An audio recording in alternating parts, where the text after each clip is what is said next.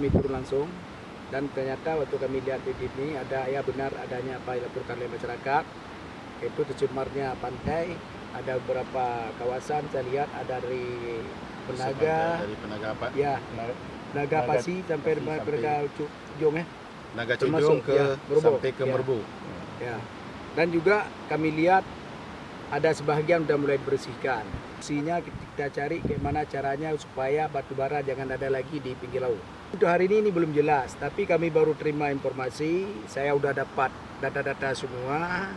Mungkin ada 2 perusahaan yang bergerak sekarang. Yang pertama juga ada dari PLTU dan juga dari MIFA. Hari ini belum bisa kita salahkan.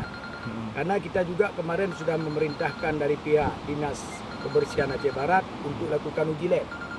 Dua-dua pendor nih kita panggil. Baik dari yang pendor dari pihak PLTU juga dari pihak MIFA. Mereka akan ditanyakan Kita apa? panggil, kita panggil ke DPRD. Tanyakan masalah muatan di laut. Kalau kita lihat dari sini memang ketinggian kali, ya. Mungkin apakah melebihi dari tonase? Mungkin kalau juga masalah pendornya mungkin muatannya tidak sesuai dengan ketentuan ditentukan oleh pihak perusahaan, ya kita minta nanti pihak perusahaan paling tidak pendornya harus di blacklist. Ya, harus di blacklist.